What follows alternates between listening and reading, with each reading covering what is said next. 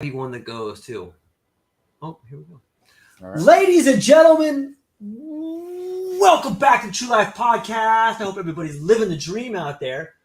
I am sitting here with the one and only Benjamin C. George, aka Mr. Wizard. We've been kind of going over some ideas about what's happened in the news and some of these weird cryptos and some of these things to do with Reddit. But let me toss it over to you, Ben. How you doing today? Another day in paradise, George. It's finally got some warm weather in Colorado, so I'm not so grumpy anymore. Nice, man. Nice. Yeah, it's interesting, Colorado. You guys seem to me to be the mecca for the psychedelic experiment over there, right? Where are you guys on legalization over there? So I'm pretty sure it's later on this year. I want to say it's June to September-ish, where they're actually opening it up for you can open facilities, right? And have kind of like psychedelic treatment centers, things like that. I think that's opening up later this year. Technically speaking, I believe that, psilocybin right now is legal. So if you were to get, pulled over, for instance, and you had a bag of mushrooms sitting on as long as you weren't high as a kite, sitting on your passenger seat, they would, there's nothing that they could really charge you with right now. Ah, interesting. Right. Now, that's probably not a good thing to do in general, but that's kind of the state of things anyway. So it'll be interesting to see what kind of rolls out because, there's a lot of people who are opening centers all over the place. I think Boulder is probably going to be a little bit of a hot spot for it because, it's Boulder. I think later this year, we'll probably see at least a few dozen of these different types of centers, treatments. People are approaching it from a variety of ways. You got people approaching it from a church perspective. You got people approaching it from a pharmacological perspective. You got the psychiatry industry who's very interested in treatments and, PTSDs and things like that. So, yeah, I think it'll be a slow start, but then it'll be one of those things as the snowball rolls down the mountain. It'll probably make waves once it splashes down. Yeah, and it'll leave some pockmarks as it comes down that hill. I'm sure. Yeah. It's interesting. Here in Hawaii, we have a few dispensaries, but it's not really as transparent as it is like in California or Oregon. And I think in some ways we're going to get to see, mushrooms or psilocybin go through its sort of birth pangs that cannabis did, and there might be some regulations, there may be some things different there, but I'm really excited to see what happens, and I'm hopeful that it's somewhat democratized and it's rolled out in a way that's fair for everybody to partake in it. I wouldn't be surprised to see along the way some sort of McDonald's of magic mushrooms where you can go through a little drive-through and get like a real Happy Meal or something like that. I know it's kind of tragic, but you can see it happening when it comes to money, man. Well, yeah, I think when it comes to money, it's going to happen, right? Just like how cannabis rolled out. First, it was the medical side of things where it also allowed you, just like the psilocybin stuff, you could grow it at home if you want to. But, the vast majority of people, the time and effort for that, they just wanted to go to the store and pick it up. And then all of a sudden it went from just a couple, maybe a dozen stores per town to well over hundreds in some of the bigger towns. I mean, when I drive around Colorado Springs here, I would say there's probably 70% of streets, main roads that you turn down, you'll see at least a CBD outfit, if not a medical dispensary. And Colorado Springs doesn't even have recreational weed legalized. When you go up to a place like Denver, they're a dime a dozen.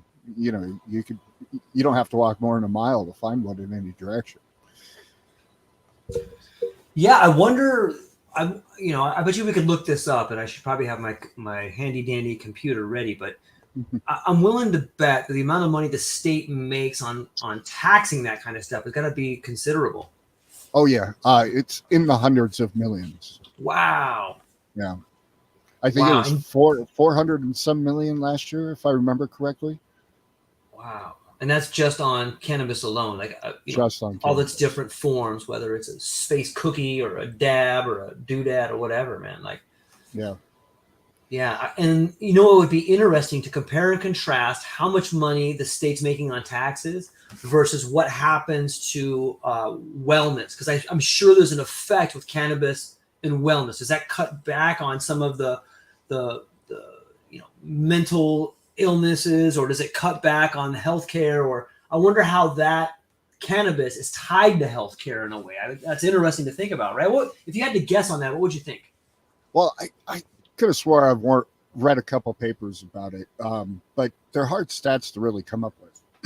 Because what you're doing is you're taking like, hey, in 2020 we had X amount of patients for this, and then in 2021 we had a few less, but the correlation doesn't necessarily equal the causation. Right. I've read a few papers where driving accidents have decreased in states that have legalized cannabis. Yeah, I think that would be very hard data to get a really good grasp on, because there's so much vested interest. Yeah. I don't think there's a lot of people who would really like to see the true numbers behind that. At least people who are, in positions of power or running companies or things like that. Because, you're robbing Peter to pay Paul at some level in that equation. I just had this thought in my mind. Like, as I'm thinking about legal cannabis, I'm thinking about buds. And as I think about buds, I think about this debacle with Bud Light. And wouldn't a great commercial be for someone like, okay, listen up to all the community out there. Wouldn't this be a great commercial and a great way for Bud Light to turn around their whole freaking image? This one's free, Bud Light. You guys should pay me for this. But this is what it comes down to. A couple of guys sitting on their couch. The guy rolls up a fat joint and they start smoking it. He's like, I'll be right back, bro. He goes, what kind of weed was this? He's like, I don't know. Take a hit. He goes and he comes back and he's dressed like a woman. And he's like, dude, are we smoking that Dennis Mulvaney or whatever the fuck that guy's name is? Like, this weed is so good, it'll make you dress like a woman. Boom, Bud Light. You know what I mean? Like, if they just change their package around, like, I think it could really work. I think they could work that into their whole media sort of conundrum. What do you think, Ben? Is that crazy, or is that silly, or is it dumb, or what? I think that's pretty damn crazy, George. I think I've been smoking too much Bud Light. Yeah, I from a marketing perspective, that might just piss off even more people. I think it would take the heat off of them, man. Like, I don't. It's got to be a giant distraction. This whole Mulvaney Bud Light beer or pissing off people. That's got to be, hey, look at this thing over here. Don't look at the economy failing. Look at this over here. Don't look at these leaked documents. That's got to be what that is, right? Well, I think in part, I think it plays into that, right? Okay. Because you have to figure the people who don't want you to look over here are people who are heavily invested in media companies, heavily invested in what sort of information gets disseminated. And the dissemination of that information can quickly be overtaken by a radical commercial. Yeah. Now at a different time, would have this had the same effect? That's the interesting question. And I think probably not. I think what happens is that because, the magician's trying to hide what he's doing with his right hand, the left hand comes out and then it just gets propagated through all these media channels, touching that many more people. And then it creates just kind of that viral storm where all of a sudden now people are that's the only thing they're talking about. Screw the banks collapsing. I mean, that was like a week ago. We don't even talk about that anymore. Yeah. And I wonder how much of this is even organic. Like, I'll flip through the YouTube channels or the TikTok channels, and of course this issue's getting tons of views, but how many of those views are organic? Like, that's the same thing as if my favorite song's on the radio, I'm just going to turn it up as loud as possible. But it doesn't mean people are listening to it. It just means that sound is blaring. Most people probably don't even like that song. And that's kind of what I see when I see this whole sort of distraction playing out, and I think it's to keep people from seeing that the fabric of our society is being ripped apart at the seams. Well, I think it's just another level to bread and circus, which we've talked about quite a bit, True. And it's true. Instead of it being like the planned every Sunday football game, it turns into hey, this is an opportunity. Let's take advantage of it. but the underlying mechanisms of why they want to take advantage of that are the same. You get all these people just all of a sudden shouting at each other, and you get country rock stars out there blowing up cans with shotguns, and you get all this other stuff, and then it becomes this own little hype wagon where now, and because we're such social creatures, because we're very tribalistic in nature still, people attach to these things, and you can't go out and have a conversation and not talk about this thing. Yeah. Because everybody's talking about this thing. So now it becomes part of the social zeitgeist that just, it has to be acknowledged. It's like the pink elephant in the room. It would have been awesome if Dylan Mulvaney was the leaker of the Pentagon Papers. Then, you know what I mean? Like, then he would have been on that camp. People would have been like, yeah, you know what I mean? Like, I think that, like, there's, like, if we can control the narrative, and if you're listening to this, like, we can control the narrative. Like, who cares who's on that can? Let's make that guy on that can awesome. Like what if that guy was the leaker? Like, you put that out into the narrative, or who cares what his gender is? Who cares what that is? What if we could find a way to steal the narrative from the people that are trying to piss everybody off? Like, I think that that's worthy of thinking about. Like, there could be enough of us creators that made a video that went viral, right? That on some level change the channel. It's like the ultimate troll. It's like the apes with AMC taking over the stock market. It's us taking control of the narrative back. Well, I think in part that's happened. Like, you have like the cat turd account or whatever on Twitter. Yeah. They basically just take the exact same videos that are published by people saying just absolutely insane things, and they just highlight the insanity instead of glossing over it, and they just focus on the insanity and completely hijack the narrative. So, I mean, there's definitely a path for that, and I think it's kind of interesting because it kind of harkens back to the court jester, right? The court jester was the only person who's allowed to make fun of the king. But the reason you had the court jester was to kind of allow the populace to identify and humanize the king. Right. But and then so you kind of contain that in itself. And I think, we just have, through the internet and through social media, we're basically have the ability for court jesters to kind of use humor and, humor born from truth to really shine lights on these dark places. Yeah. That's really well said. I agree wholeheartedly, and it brings to the forefront this idea I've had about, we're hearing a lot about like the creator economy, Ben, and whether you're a Dylan Mulvaney or you're a Joe Rogan or you're a George Monty or a Mr. Wizard, or it seems to me, and I'm just throwing this out here, I don't know if this is true, or you're a TikTok star, you're beginning to see like these individual creators almost be treated like athletes used to be treated when I was growing up. And what I mean by that is, all of a sudden these big corporations are throwing big money at these individuals, and they're becoming their own brand in a way. And Sure. Is there a pattern there? Am I making that up? Is that something I'm imagining, or is there a pattern there in your opinion? Oh, it's definitely happening. I mean, just look at Joe Rogan got paid over $100 million for his podcast, right? And basically this is kind of like it's kind of like what advertising has brought to the game of capitalism, right? Because the whole idea was the sports star before, or the pop star, was they got so much attention, they got so much focus, they had so many eyes on them that somebody said, wow, I want a piece of those eyes, let me pay you for it. And now you have these YouTubers, TikTok stars, and other creators who are they're getting 50 million, 100 million views on some of their creations. Well, guess what? That's a lot more eyes than you get on, like even like things that used to get tons, like an MTV, for instance, right? Back when we were back in the 90s, 80s, 90s, everybody watched MTV. They touched every single household in the country, pretty much, for the age demographic. And now, what touches every single household in the country for those age demographics is the creators. Yeah. Even more so probably than sports stars. Yeah, I would argue, if not now, then that soon. Yeah, without a doubt, they are the new celebrities, you know, and they've got much more freedom to do stuff. But you've worked in this area for a while, and you've known your way around it. What is it when a creator hits a certain level? Are they making money through like an affiliate links, or are people just actually paying them to say things like?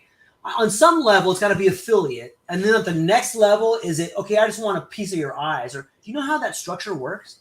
Yeah, so they call it sponsorships, really. Mm-hmm. So affiliates kind of like the bottom rung of it, where hey, if you can push traffic to us, great, we're going to give you a kickback. Right. And then you'll get bigger brands who have these multi-million-dollar marketing budgets, and they're like, how do we get our product in front of people? Well, guess what? 10 million people watch Joe Rogan, and he talks about X, Y, and Z. I think we can fit in here. Let's go to Joe Rogan. We'll pay him, 30, 40, 50,000, probably more for Joe Rogan these days, Right. per read of an ad. And so that's why you get you'll get the ads that stop, and you hear the content creators, the more popular ones, they're reading the ad, right? They're reading the ad for ZipRecruiter or what have you. And every time they do that, every time they get paid per ad read, essentially. Wow. Yeah. Wow. Yeah, that's next level. And you do hear people saying that. I think I read somewhere, and this was a while back, and it was the magic number for podcasting was 30,000 downloads per episode is equivalent to $500 a read. Now that's just kind of a rough estimate like that, but I think it at least paints a picture for people that are out there starting a podcast or doing a podcast or beginning to go down the road of creating something of like, hey, this is a kind of a benchmark that you could be reaching for. And I don't know if that's true, but I read that somewhere. So, it's out there. Yeah, and I think there's something to be said about those type of statistics, but there's other streams of revenue for these things too, from a creator perspective. If you have your own website and you have a paywall, and you have 200 dedicated people who are willing to pay you $10 a month, there's your $500, a week type idea. But that's only coming from 200 people. Because you've made fans, you've impacted these people's lives at such a level that they're like, fuck, I'll give George $10 a month, no problem. And so that's just one of the many different types of revenue streams that you can derive from not just doing the podcasting, but kind of like centralizing your brand, like you were saying before. Everybody's the creators are a brand unto themselves. And more importantly, probably, and why they're winning in the larger scale of where attention is going, is because of the freedom that they have in being their own brand. We can sit here and we can talk about whatever we want, whatever pops up. We don't have a script of things that we can't talk about, or names we can't say, or ways to express ourselves, or topics we're not allowed to really touch. And so that freedom breeds just a layer of authenticity to all of this. And that authenticity is why all of the attention is going in the direction of creators. Yeah, it makes sense. In some ways, it's the same thing ChatGPT is doing. It's just getting rid of these middle men that have their hand out on both sides, right? For sure. Yeah. Yeah, it makes me look forward to the future, and it makes me think that the future, while uncertain, is something that is being created. I guess that kind of makes sense. Like you as an individual, or you as someone who's looking forward to building yourself up in the future, even though it seems daunting, is something that has never been easier to do. Well, at least in the Western world, right? Right. I mean, yeah, there's obviously locations on the planet that probably a little bit harder than others, for sure. But at the same time, there's like Central and South America, I still have a lot of connections down there because I spend so much time down there. And when you're a creator down there, $500 a week, that's like almost life-changing money in some of these countries. There's where your average income is $1,200 a month. If all of a sudden you're making $2,000 a month for just, on your spare internet time, you just changed the lifestyle and the manner in which your family can exist. And that's a great point. Yeah, so I think I think so that's just more fuel to this fire, right?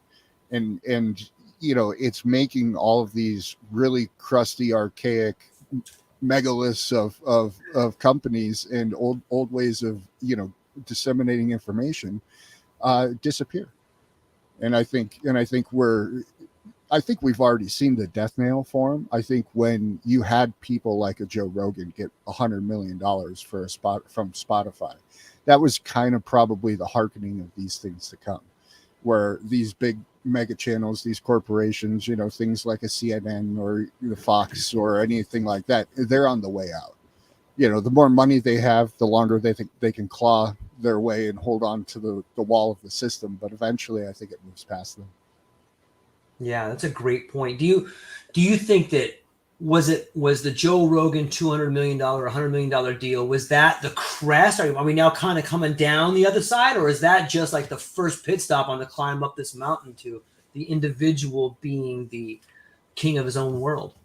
I think it's the first step, and I think AI is just another one of those Yeah. steps. I think if we were to graph this out, there's this thing in marketing called S curve economics, where it takes X amount of time for something to hit about 10% market penetration, and then in about half that time, it rises up to about 90% market penetration.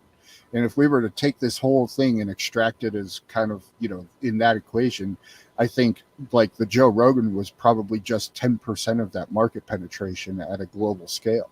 And I think as this all ramps up, I think it's going to completely change the landscape of how all of this is handled and played out. I even think like these monoliths like YouTube's and stuff like that, uh, I think that'll all change too. I think their time in the spotlight of having all of that data and having all of that attention and access to it is waning. To kind of highlight that, the CEO of Reddit today came out and said that they are going to be suing these large language model AI companies because they scraped the data and didn't compensate the company. So I think that fits in perfectly with that equation. And I think eventually it's going to be where Yeah. people are utilizing things like blockchain technology to own their identity, to own their personal brand, not just getting paid from some big outfit who hosts their content, but they actually own every single bit of the data that they produce, and they get acknowledged for that monetarily in any exchange. I think that's where this goes. Yeah. Okay, so I'm going to read something that sounds abstract, but I'm going to tie it back to the whole Reddit and scraping stuff. So, what is a pattern? Despite what they say, people do not seek help from a therapist or counselor because they have a problem. People seek help because they realize that without intervention, the repetitive nature of certain thoughts, feelings, and behaviors, I mean, underscore behaviors, will continue over and over. And so you had mentioned this idea about Reddit suing the AI companies for scraping their information without paying them. Well, that's a very similar pattern to Reddit scraping the user's information without paying them. And so there was this intervention. Now there's this potential interruption of the pattern. Like, it's like we had mentioned earlier. It's not terrorism when we do it, but it is terrorism. It is scraping information. So what is there anything that Reddit or Facebook or Google, is there anything these guys can do to really stop the AI from scraping that information? And if so, wouldn't the individual just be able to apply that same sort of strategy? There's nothing really you can do. Once this information's out on the internet, once it's out there, like, Right. for instance, let's take a Twitter, for example.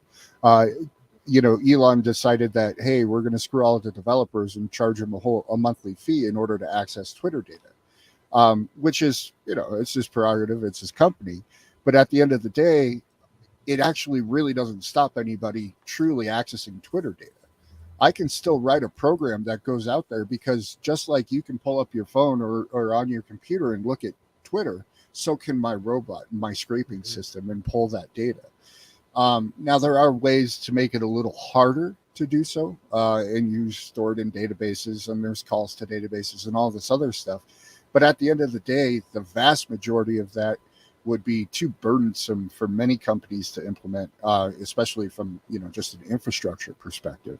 Uh, but also just from the nature of how attention people are, so if they don't get it right now, they're moving on to the next site. They're going to they're going somewhere else to get that data. They're not going to wait for loading times. They're not going to wait for all this stuff. And so as that data gets out there, it's like the genie out of the bottle. You really can't put it back. Yeah. Okay, well, this brings up the idea of Max Tegmark on over on who's the guy that wears a tuxedo? Lex, on Lex's show. Mm-hmm. Tegmark came out and said that him, along with Elon and a handful of other people who I guess are considered to be thought leaders, have decided that they should call for a pause on the whole idea of AI. And I listened to some of his ideas why they should pause, and it was it kind of came down to responsibility. Like, just because you can do something doesn't mean you should do something. We're moving so fast. And here's what bothered me about what he said. He goes, "We're moving so fast. Even some regular guy in his living room could come up with a hack to really shake things up." And like I don't, for me, like that sounds like a slap in the face. Like, well, fuck you, Sure. Max Tegmark. Go fuck yourself. You're not that important, dude. Yeah. And so is there some truth to, obviously there's truth to what they're saying, but what's your take on AI accelerating or staying low, or what's your take on this letter being proposed? Well, I mean, again, genie's out of the bottle. Right. The question of just because we can should we? You already barreled past that question. Yeah. when you started building these things and building them to the degree that you did, you already moved past that question. And Right. Hilariously, Elon came out and said he's going to build his own AI now called Truth GPT, right? So, what's the signature on that document really mean? It doesn't mean anything. I think the only thing that a document like that presents is just more of, hey, we're going to keep this and use it and grow it, but you guys can't have access to it.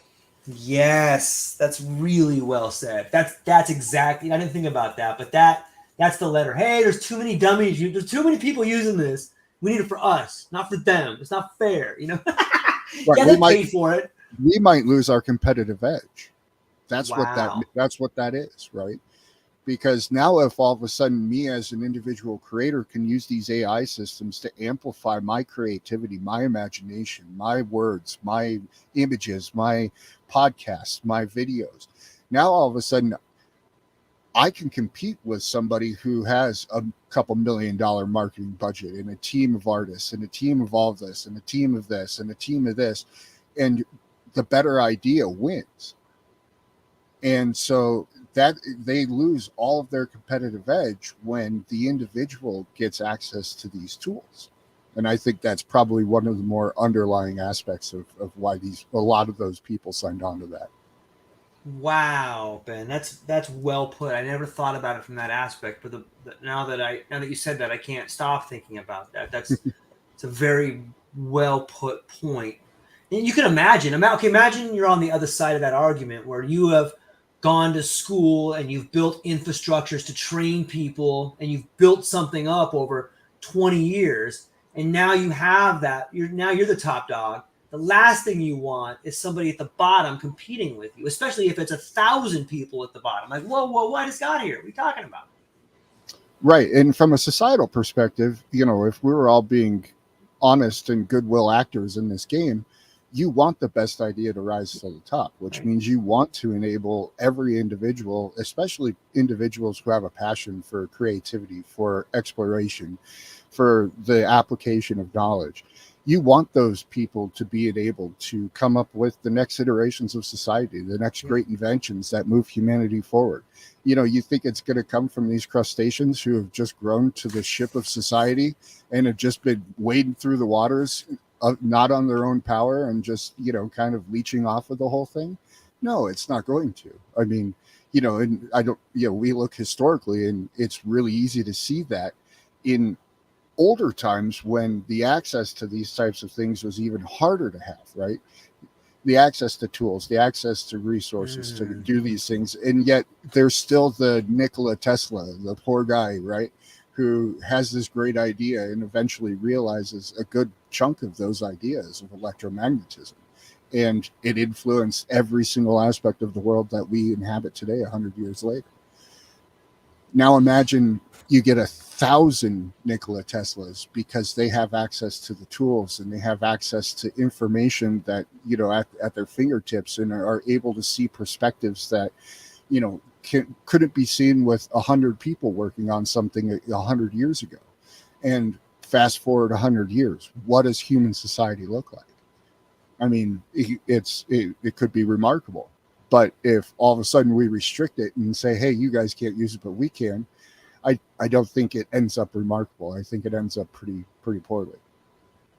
Yeah, it ends up it ends up in a town called mediocrity at best. Mm-hmm. At best. Yeah. And that's probably a destroyed town. God, man, it's probably where we're living now. It's probably why we're living where we're living, is that, kind of, yeah. You know, I'm a big fan of myths, and when I hear you talk, I start thinking about Prometheus, how he stole the fire from the gods and gave it to the mortals. 100%. Yep. In some ways, you could say that is what ChatGPT is. It's this tool, it's this fire that people can use in a way they've never had access to before. And the people up top are like, "What are you doing, man? This is for us, not for them." Yeah, this could be a true Promethean moment for you know, modern society. Oh man, it's so, I'm so excited. Like, and it's these kind of ideas that are really exciting. And if I were to be, you know, if I try to put myself in the position of someone who is maybe sitting on the fence and saying, well, it could be bad, I guess the ideas I would come up with is, this is me trying to steel man the argument that they should shut it down. I think what could happen is that the biggest potential problem about ChatGPT in the future is the fact that it shows all the models in which we built society are wrong.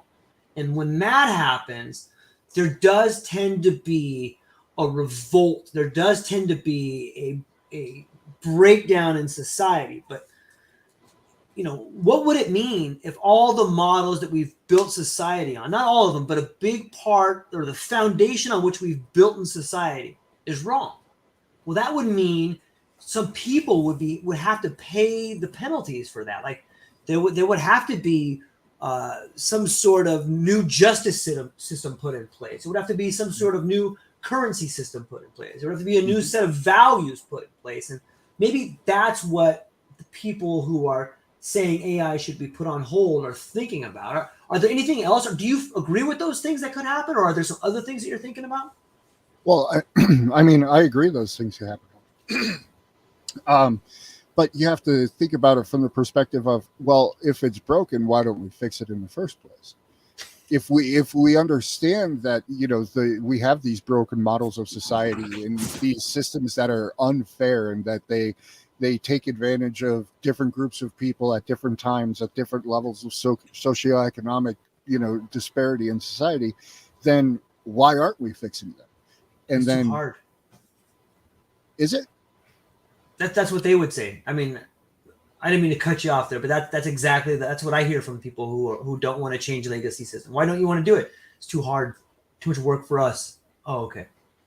Well, and you know, I mean, fine by them. And I think this goes back to what we've talked about many times. And I think we're going to see new models of society, parallel economies. Yeah. All this stuff start to emerge, in part because a lot of what we've been talking about today, you know, the individual being empowered, you know, these tools that we now have access to, the information, the wide breadth of information that we now have at our fingertips and disposal, and not even at our fingertips, but also an interpretation of that and a sounding board. You know, you know, we were talking a little bit earlier about how, you know, sometimes we talk to ourselves out loud before the podcast, and this is that you get a sounding board, you get to talk to yourself out loud. And from a creative process, I don't think you could really put a value on that. I mean, just look at, you know, what a great producer can do to a good song. Yeah. or an editor for a writer. And we're familiar with the need for these relationships, and now all of a sudden we have that relationship at our fingertips, in our phone, at our disposal 24 hours a day, and it's not attached to some monetary unit. That's a game-changing thing. And that in and of itself, I think, then breeds the changes that should happen in society, the fixes for these broken models. And Yeah, if somebody, well, and if the people don't want to change it at the top, the people at the bottom will change it. Because like I said, instead of the one Tesla, now you have 1,000 Teslas. And those 1,000 Teslas are going to hear about each other. And they're just going to start their own thing. It'll be more efficient. It'll be more authentic. It will get more attention. It will have more freedom. It will inspire more liberty. And there's something in the human condition that attaches to those things at a visceral level. That's really well said. I agree. I think that there is, and that's beginning to. I think that's the one thing that unites everybody, is this idea of being connected through, it's hard to really put terms on, but if I just bring it back to the idea of the broken models haven't been fixed for so long, whether it's through,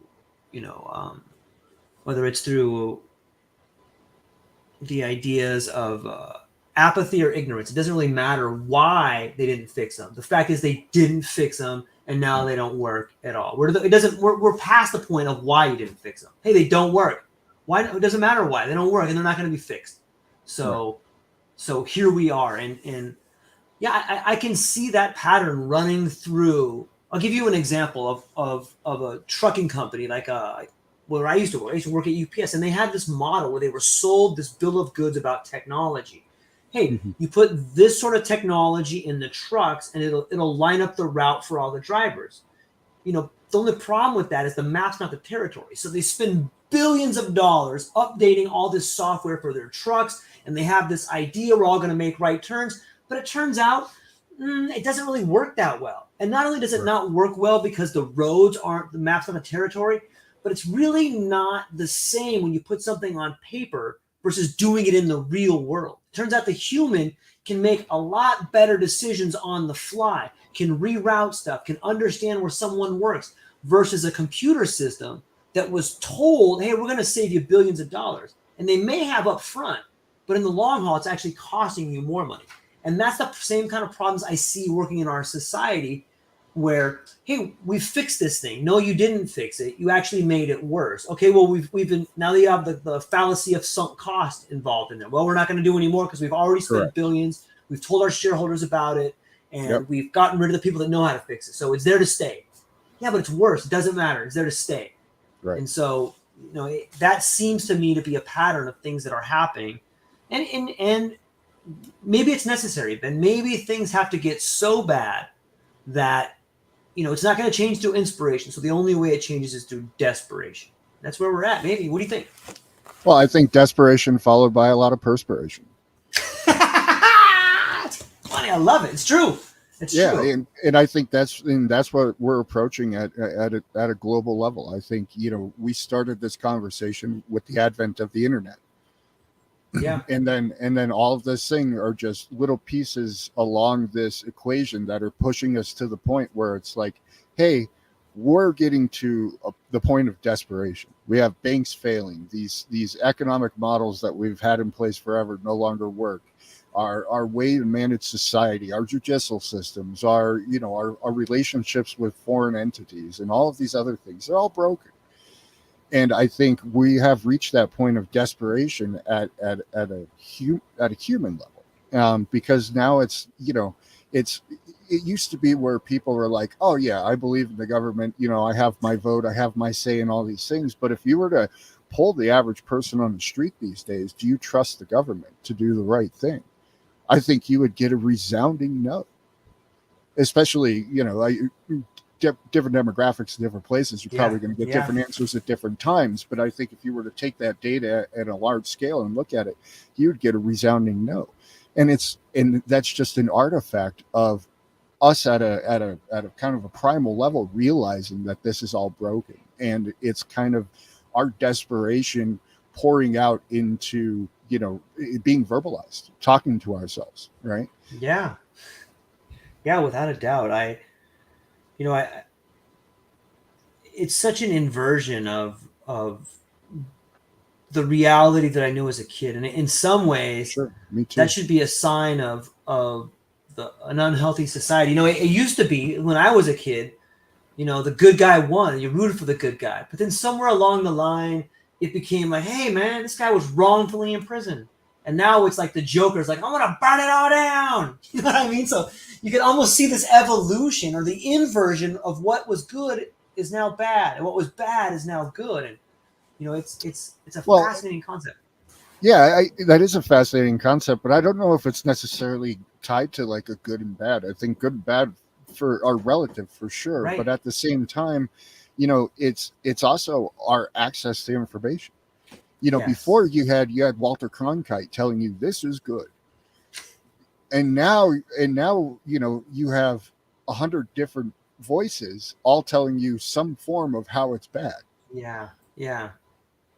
Yeah. It's too simplistic to use the words good and bad. It's like a 5-year-old. I should really try to fix that.